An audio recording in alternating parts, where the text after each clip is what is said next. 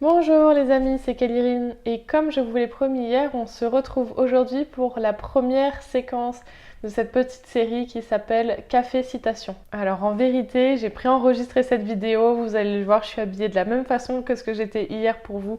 J'ai monté aussi, mais je voulais vraiment diviser la partie introduction et la première citation, donc j'ai filmé les deux à la suite. D'ailleurs, ça me permet aussi de libérer du temps pour la semaine parce que comme vous le savez, j'ai un temps plein à 40 heures, donc le fait de filmer comme ça une ou deux ou plusieurs vidéos le week-end, ça me permet de pouvoir vous proposer un contenu que j'ai fait en étant posé, un contenu qui est réfléchi, qui n'est pas bâclé. Donc je verrai selon les jours, soit j'improvise et je fais sur le moment le jour même, soit je vous prépare une petite vidéo à l'avance que je vous montre le jour où elle est censée sortir. J'ai donc mon thé qui est déjà prêt. Je me suis installée dans mon petit coin de canapé qui est trop mignon. On a un canapé en angle en L en fait et je l'adore parce que je suis quelqu'un qui a toujours adoré les petits coins. Je sais pas, ça me réconforte.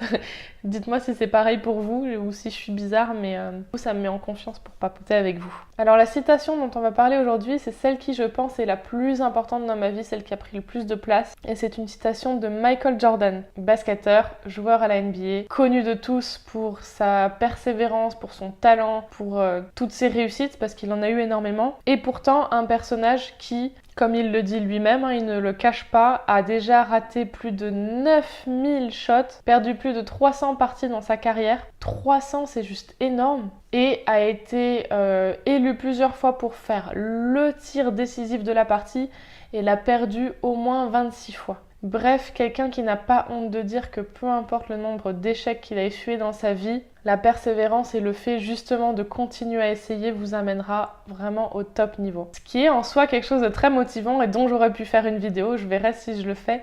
Mais en attendant, avant même de se poser cette question-là et après avoir cerné le personnage, c'est important de se demander quoi, qu'est-ce qu'on fait, qu'est-ce qu'on veut faire. C'est bien beau de dire qu'on va faire 3000 échecs pour arriver à l'état de grâce, mais dans quelle direction et vers quoi partir et ces échecs, on va les faire dans quoi? La réussite, on la veut dans quoi? Et c'est là que cette citation prend tout son sens. Toute ma vie, j'ai été une personne qui ne savait pas.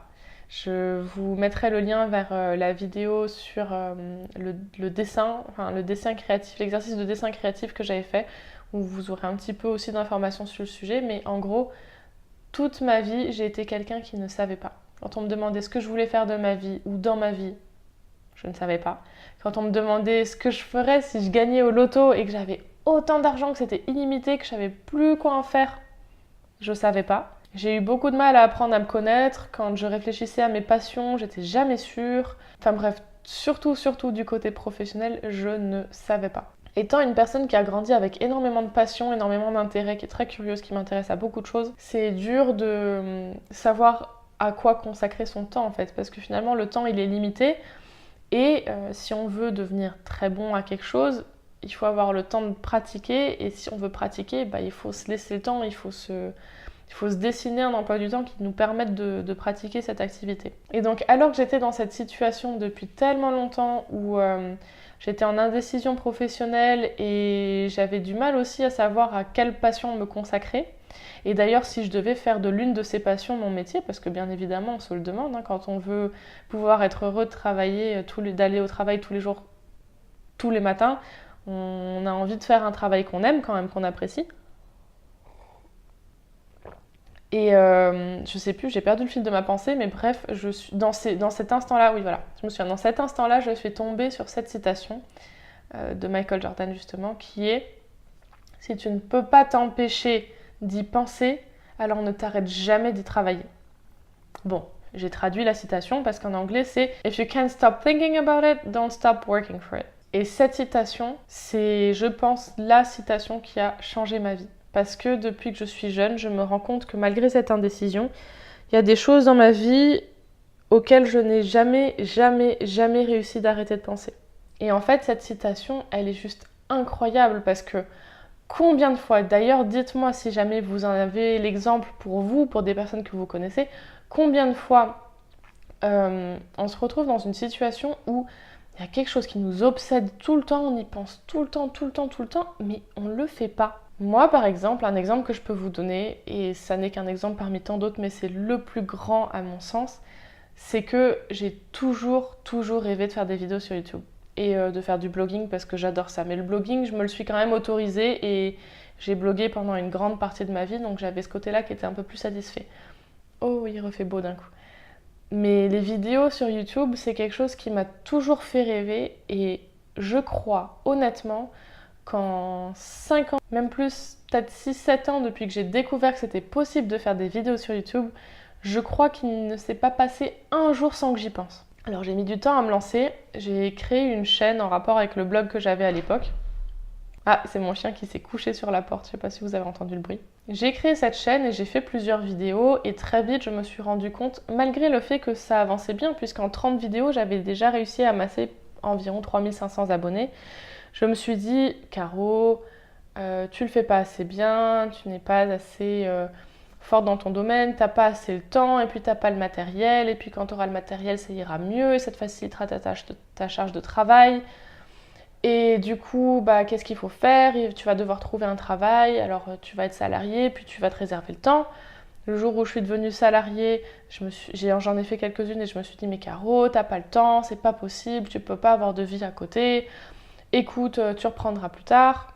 Après, j'ai décidé de me mettre à temps partiel, toujours avec cette idée en tête. Et puis finalement, je l'ai toujours pas fait parce que j'ai eu d'autres soucis dans la vie, parce que je me suis remise en question, parce que j'étais dans une période assez sombre et j'avais plus confiance en rien, j'étais plus capable de rien. Bref, j'ai passé beaucoup d'années à repousser ce projet, à repousser le fait de faire des vidéos. Et pourtant, comme je vous le dis, il ne s'est pas passé une journée, mais vraiment, hein, pas une journée sans que j'y pense.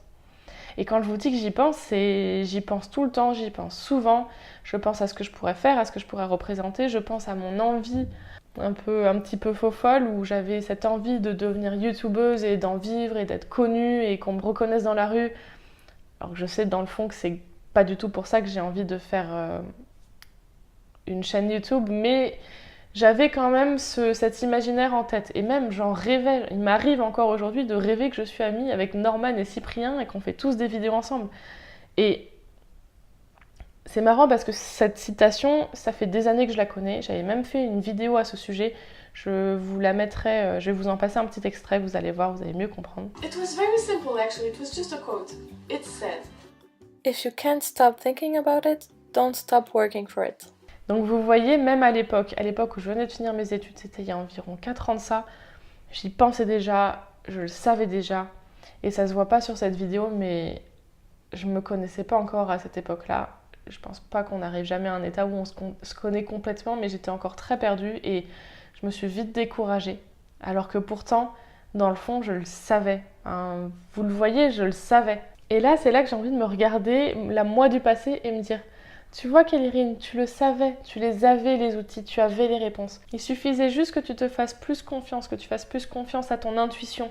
La preuve, 5 ans plus tard, je suis encore là, avec les mêmes rêves, mais avec cette fois plus d'énergie, plus de confiance en moi et d'intime conviction pour les réaliser. Aujourd'hui, je crois que j'ai vraiment compris l'ampleur de cette phrase et je me suis rendu compte que peu importe ce qu'on dit dans la vie, peu importe nos croyances, peu importe si on pense qu'on va jamais y arriver, que ça sert à rien, qu'on n'est pas assez bon, qu'on n'en vivra pas, qu'on va perdre du temps, il n'y a qu'une seule chose qui est valable dans la vie et par laquelle il faut se laisser guider, c'est que si on ne peut pas s'arrêter d'y penser, alors il ne faut pas arrêter d'y travailler. Je vous invite, vous, avec votre petite thé dans vos petits canapés ou peu importe ce que vous êtes en train de faire, à vous questionner vous. Peut-être prenez un crayon et un papier et réfléchissez vraiment aux choses qui traversent votre esprit tout le temps pendant la journée, pendant la nuit. Est-ce que c'est, je sais pas, est-ce que vous voulez manger plus sainement? Est-ce que vous voulez faire du sport? Est-ce qu'il y a un sport qui vous attire en particulier, comme le yoga par exemple? Je vous en parlais dans une de mes vidéos, le yoga, j'avais vu une vidéo magnifique dont je vous mettrai le lien dans la description. C'était une vidéo qui montrait une jeune femme qui faisait du yoga à l'orée du matin, avec son chéri encore endormi dans son lit. Et cette vidéo, elle m'avait secouée, mais tellement. Et à l'époque, à chaque fois que j'essayais de m'y mettre, j'y arrivais pas, j'étais frustrée, je pleurais, ça me faisait mal, je trouvais ça désagréable, etc. Ça me plaisait absolument pas. Et pourtant, je continuais d'y penser comme ça. Et maintenant, aujourd'hui, j'en fais régulièrement, pas tout le temps, mais j'en fais assez régulièrement pour avoir une satisfaction. Et je me dis, mais voilà, pendant tellement d'années, je me suis pas lancée, alors qu'il aurait suffi que je me lance pour la simple et bonne raison que je ne pouvais pas m'arrêter d'y penser. Est-ce qu'il y a un métier en particulier auquel vous ne pouvez cesser de penser? Est-ce qu'il y a une activité comme par exemple le dessin, comme par exemple la cuisine, comme par exemple la découverte de toutes les sortes de thé qu'il y a à notre disposition dans ce monde? Inscrivez cette chose sur un bout de papier ou tiens, on va faire mieux. Écrivez-la moi dans les commentaires. Ça me ferait tellement plaisir, ça me permettrait de vous encourager et surtout d'apprendre à mieux vous connaître parce que je suis super contente et très honorée que vous regardiez mes vidéos tous les matins, mais moi j'ai envie d'apprendre à vous connaître aussi. Donc cette chose ou ces choses auxquelles vous pensez tout le temps, faites-en une liste et écrivez-la en bas. D'ailleurs, moi je ferai pareil, je m'engage maintenant à écrire dans les commentaires toutes les choses auxquelles je ne peux pas m'arrêter de penser et comme ça on pourra en discuter tous ensemble, je suis sûre que ça va être génial. N'hésitez pas aussi à répondre aux commentaires les uns des autres parce que s'il y en a une qui a déjà réalisé le rêve d'une autre ou qui a une piste, enfin n'hésitez pas à échanger, à vous parler, à vous partager des astuces. Je suis sûre que ça pourra aider tout le monde et ça ne fera que rajouter plus de douceur et de bienveillance dans l'espace des commentaires qui en a déjà énormément d'ailleurs. Et une fois que vous vous êtes posé cette question, essayez de plus y penser pendant un moment, mettez ce petit papier dans un tiroir pendant quelques jours, laissez aller l'idée et petit à petit, je suis sûre que ça se décantera. Et si vous en sentez le courage, eh bien commencez vraiment à accepter l'idée que si vous ne pouvez pas arrêter d'y penser, c'est que vous avez quelque chose dans cette vie à faire en rapport avec cette chose-là. Et ça, c'est ce que je m'autorise enfin à penser aujourd'hui. Parce que cette aventure du blogging, des réseaux sociaux, je me suis toujours dit que ça serait un rêve inatteignable, que forcément j'aimerais bien être blogueuse professionnelle, en vivre, mais que ça arrive pas à tout le monde, que ça arrive d'ailleurs à personne, qu'il faut un talent extrême que je n'ai pas, une chance extrême que je n'ai pas, des moyens extrêmes que je n'ai pas. Alors qu'en fait, maintenant je suis consciente que je pense que simplement si ça m'obsédait autant, si ça m'obsède autant aujourd'hui, si ça prend tellement de temps et de place dans mon cerveau, c'est que c'est pas possible, il doit y avoir quelque chose. Il doit y avoir quelque chose qui m'encourage à le faire. Je dois suivre cet instinct pour être en paix avec moi-même, pour être heureuse et pour apporter ce que j'ai apporté dans ce monde. D'ailleurs, mon amie Aline vous dira que c'est la seule légitimité dont on a besoin. Et à ce sujet, je vous invite à écouter son podcast sur le syndrome de l'imposteur que j'ai écouté ce matin, qui est fantastique et qui est tombé à pic parce que pile quand j'ai pris la décision de de tourner cette vidéo pour vous, j'ai écouté son podcast pendant que je faisais le ménage avant de filmer et elle parlait exactement de ça en fait. Ce qu'elle disait, c'est qu'à partir du moment où vous décidez que vous avez envie de faire quelque chose, vous avez toute la légitimité du monde pour le faire. Son podcast est génial, je vous mets le lien en bas dans la barre de description, je vous invite à aller le regarder. Enfin, à l'écouter plutôt. Mais oui, vous avez des talents, vous avez des choses à dire, vous avez une certaine façon de vous représenter et de représenter le monde qui n'est propre qu'à vous-même et ça je le découvre pour moi aujourd'hui mais j'ai envie de le partager avec vous aussi et c'est pour ça que je vous invite vraiment à écrire ces choses auxquelles vous pensez tout le temps parce que c'est comme ça qu'on pourra petit à petit se lâcher de nos préconçus, s'imprégner de ce que notre intuition nous dicte vraiment et commencer à aller dans cette direction-là. Voilà, je sais pas du tout ce que vous penserez de cette vidéo, ça m'a l'air très décousu comme ça, je vais voir ce que je peux faire au montage, mais j'espère que ça donnera quelque chose de pas trop mal, et si jamais ça vous a plu ou ça vous a déplu, n'hésitez pas à me le dire parce que je prends toute critique avec un grand plaisir, du moment qu'elle est constructive bien sûr. Je vous fais d'énormes bisous, j'ai hâte de voir ces choses auxquelles vous ne pouvez pas vous arrêter de penser dans les commentaires, j'ai hâte de pouvoir échanger avec vous à ce sujet. Et je vous dis à demain pour une prochaine vidéo. Ciao!